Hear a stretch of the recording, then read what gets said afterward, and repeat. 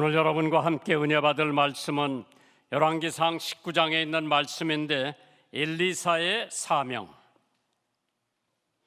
엘리사에게는 스승이며 멘토였던 엘리야가 있었기에 엘리사는 큰 일을 할 수 있었다고 생각이 되어집니다.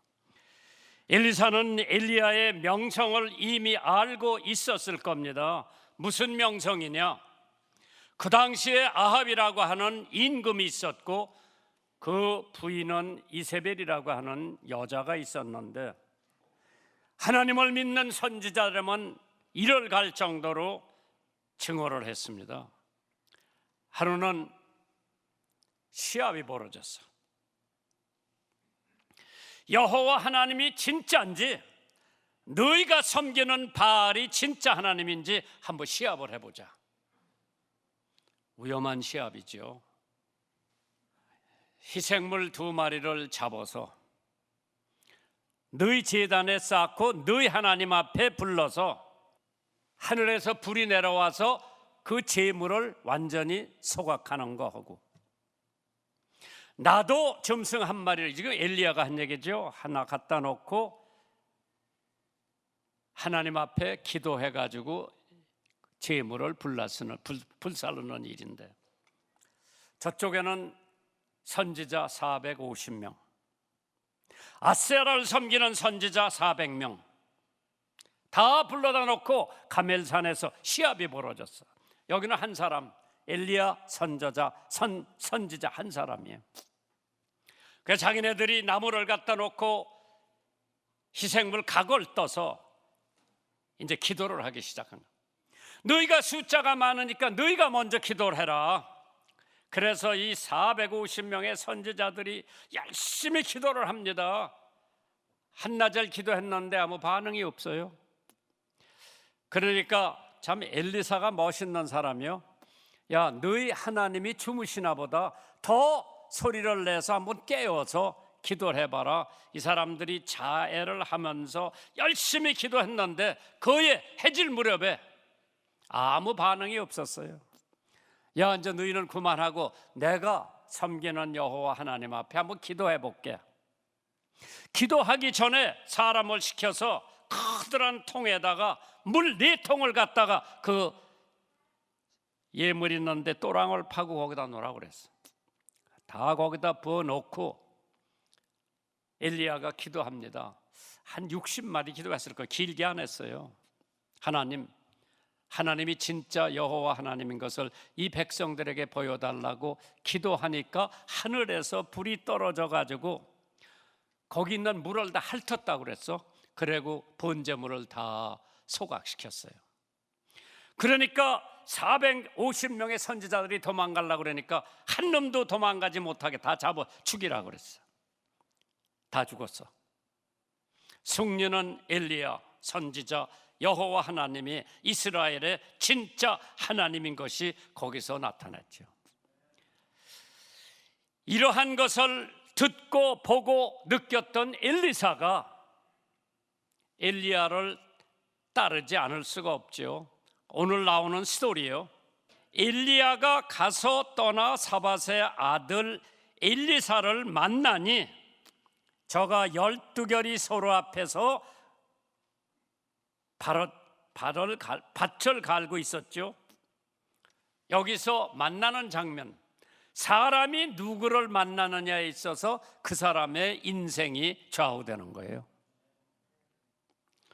그리고 오늘 보면은 엘리야 같은 위대한 선지자가 하나님 여호와가 진짜 이스라엘 하나님이라고 하는 것을 보여주기 위해서 아합 왕과 그 부인 에사벨한테 대항을 한 거예요.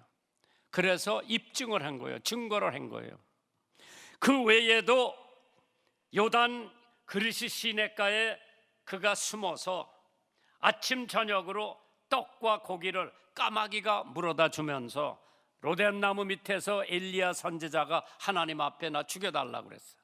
나 혼자 남았기 때문에 견딜 수가 없으니 나 그냥 죽여달라고 기도하니까 하나님께서 아직 가장 바알의 무릎을 꿇지 않은 사람 7,000명이 있다고 그랬어. 엘리사의 이름의 뜻이 뭐냐? God is salvation. 하나님은 구원이라고 하는 것이 엘리사라고 하는 뜻이 있는 거죠. 나라가 위기에 처해 있을 때 얼마나 엘리야가 있다고 하는 것이 다행인지, 나라를 구할 수 있는 사람, 나라를 구하기 위해서 모든 것을 희생할 수 있는 사람, 시간의 희생, 물질의 희생, 장래, 모든 것을 희생할 수 있었던 사람, 엘리사 같은 사람이 엘리야의 뒤를 이어서 이스라엘 백성에게 예언하는 위대한 선지자가 있었다고 하는 것은 이스라엘 나라의 큰 축복 중에 하나인 줄 믿으시기 바랍니다. 엘리야가 엘리사더러 따라오지 말라고 그랬어요. 구차한테 따라오지 말라고 3번 따라갔어요. 요단강을 건너야 되는데 엘리야가 가지고 있던 옷을 벗어가지고 돌리면서 강을 딱 치니까 어떻게 됐어요? 물이 갈라져가지고 요단강을 건너간 거예요. 엘리사가 회리바람을 통해서 엘리야 선지자가 하늘로 올라갈 때 그 사람이 입고 있던 옷을 붙잡고 있어가지고 자기한테 옷이 온 거예요. 참 멋있는 사람이 엘리사가 자기도 그 옷을 받아가지고 엘리야가 했던 것처럼 요단강을 건너가야 되는데 자기도 들려가면서 물을 탁 치니까 엘리야가 했던 것처럼 물길이 갈라져가지고 자기가 건너갔다고 그랬어요. 먼저 했던 멘토 선생이 한 걸 그대로 흉내를 낸 거죠. 그래서 오늘 첫 번째 대지가 사명의 시기라는 게 있죠. 열왕기상 19장 19절 한번 볼게요.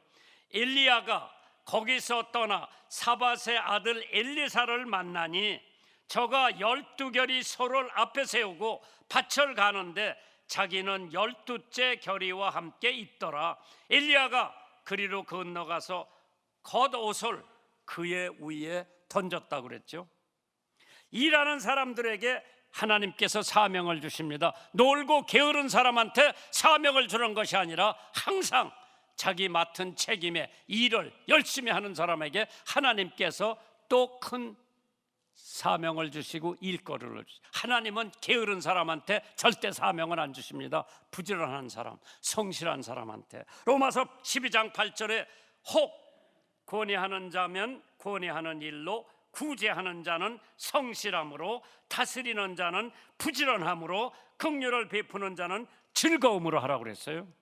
잠언 10장 4절에 손을 게을리게 놀리는 자는 가난하게 되고 손이 부지런한 자는 부하게 되느니라. 그러니까 게으른 사람, 부지런한 사람 차이가 거기 있는 거죠. 성경에 보니까 이드로의 양을 치던 모세에게 하나님께서 사명을 주셨어요. 출애굽기 3장 1절에 모세가 그 장인 미디안 제사장 이드로의 양 무리를 치더니 그 무리를 광야 서편으로 인도하여 하나님의 산 호렙에 이르렀다고 그랬죠. 타작마당에서 타작을 하고 있던 기드온에게 하나님께서 사명을 주시죠. 양을 치던 목동 다윗에게 하나님께서 사명을 주십니다.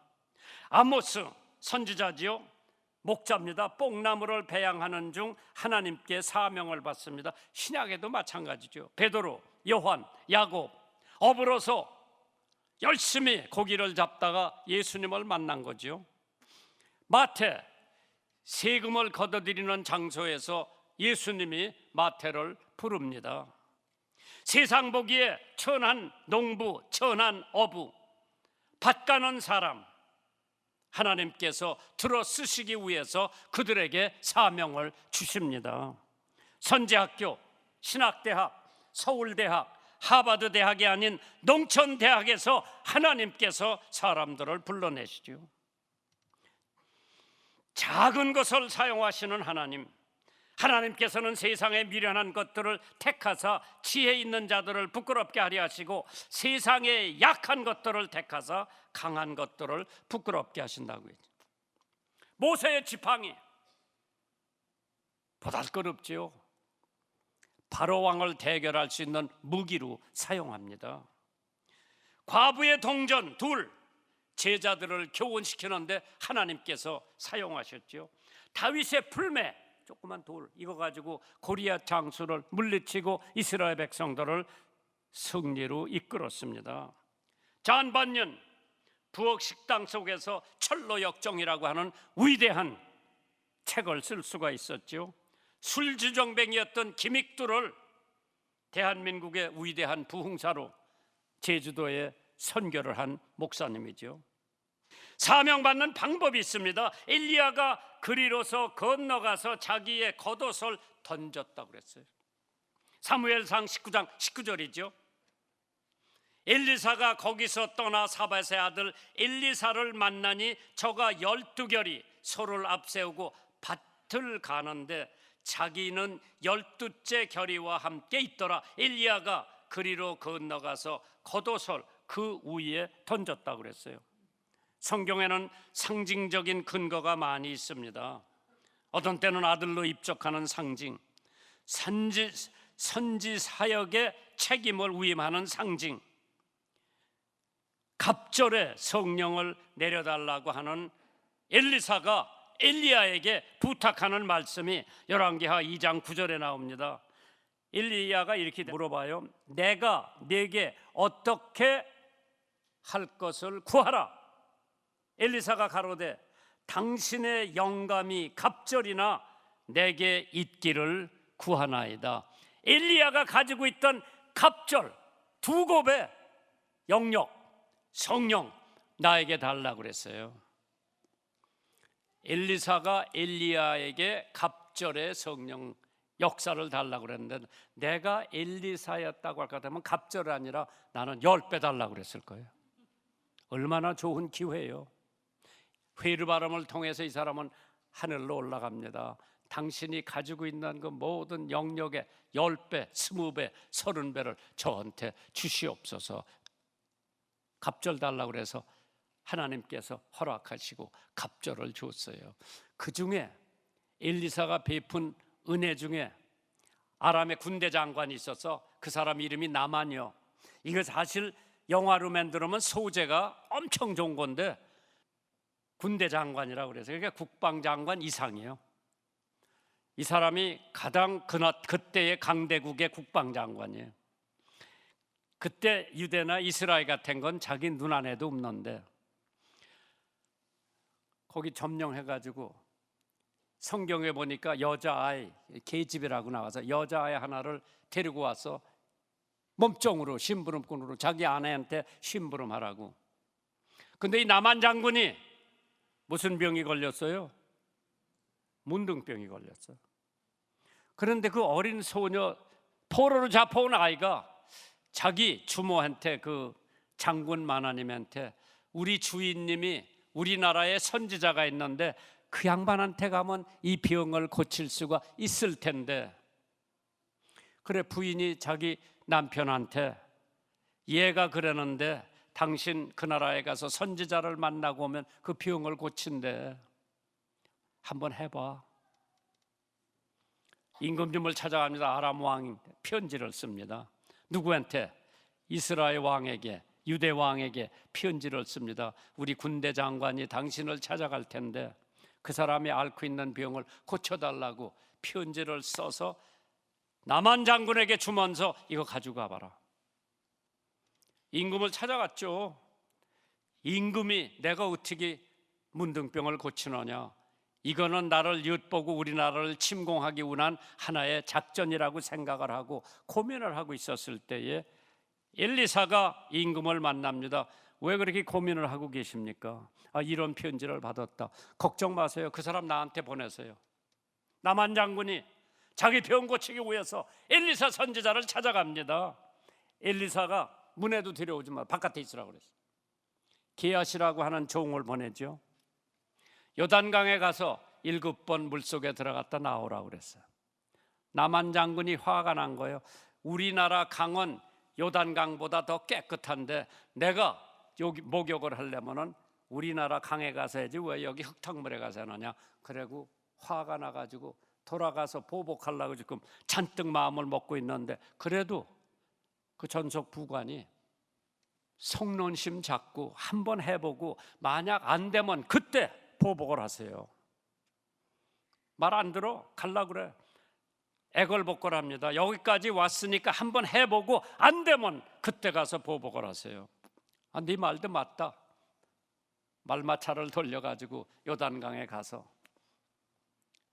아람 나라의 군대 장관이 지금 요단강에 들어가는 모습 보입니까?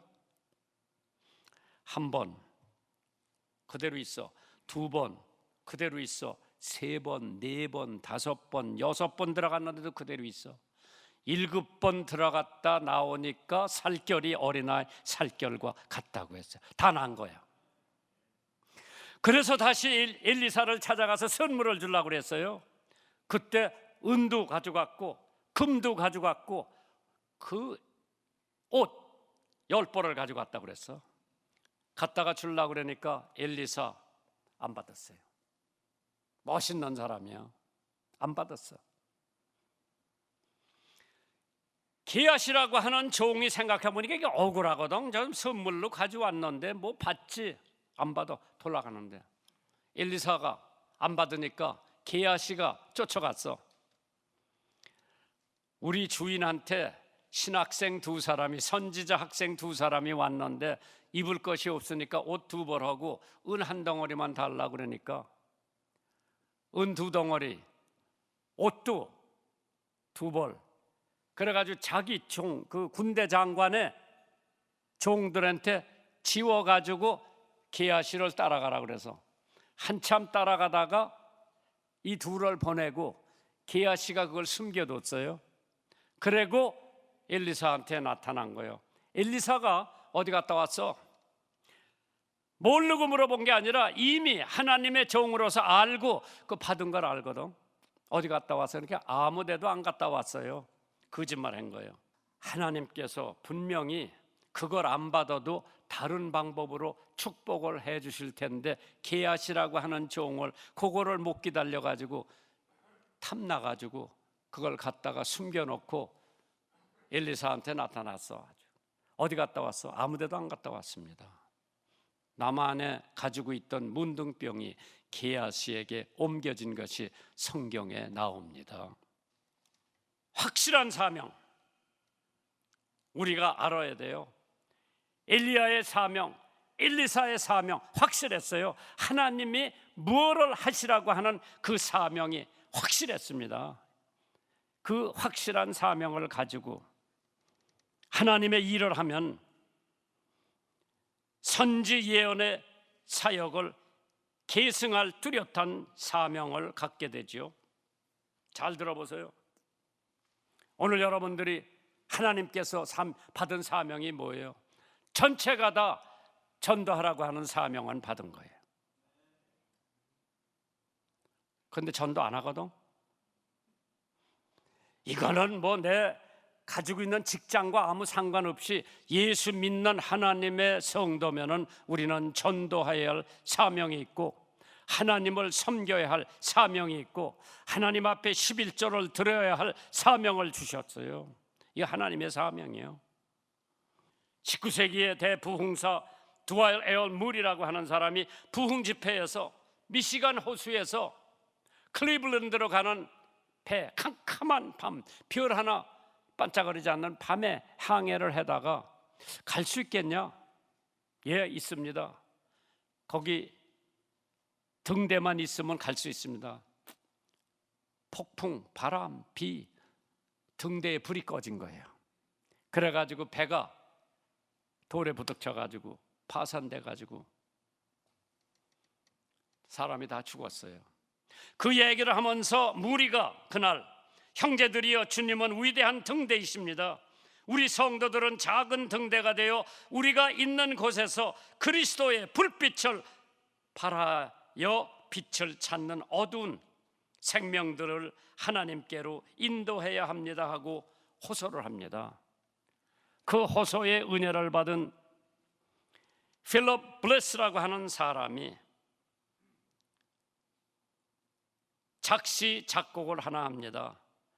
그것이 우리 찬송가 276장에 있는 하나님의 진리 등대 길이길이 빛나니 우리들도 등대되어 주의 사랑 비추세. 죄의 밤은 깊어가고 성난 물결 설렌다. 어디 불빛 없는가고 찾는 물이 많구나. 나의 등불 돋우어라. 거친 바다 비춰라. 빛을 찾아 헤매느니 생명선을 던져라. 우리 작은 불을 켜서 험한 바다 비추세. 물에 빠져 헤매느니 건져내어 살리세. 그 찬송을 쓴 거예요.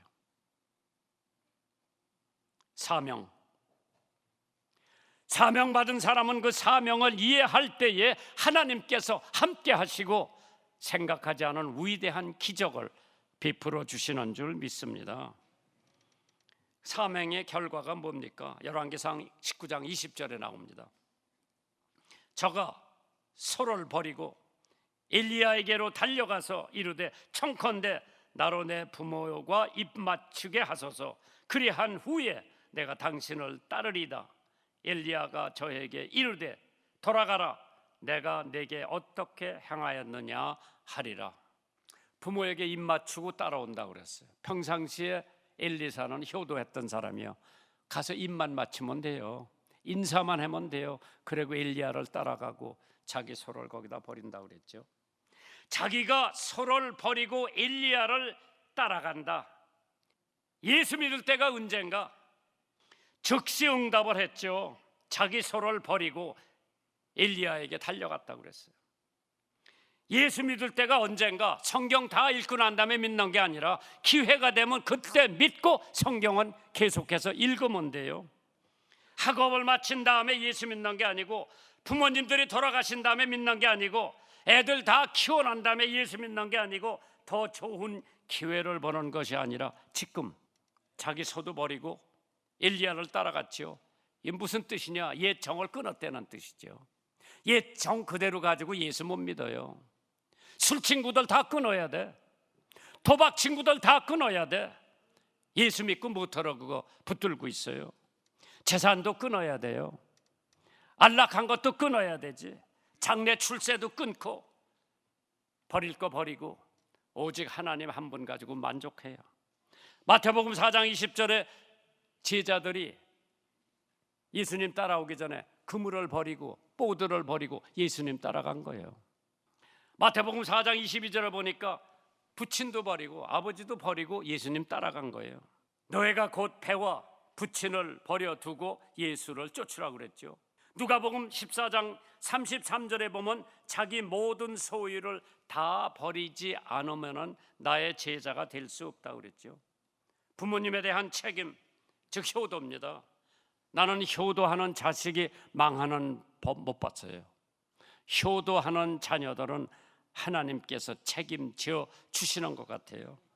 부모와 입맞추게 하소서. 그리한 후에 내가 당신을 따르리이다. 엘리야가 저에게 이르되 돌아가라. 내가 네게 어떻게 행하였는가 하니라. 평상시에 소 12결의로 밭을 갈았다고 하는 것은 부모님이 시키는 대로 한 거죠. 집과 고향을 떠나는 것을 희생으로 생각하지를 않았습니다.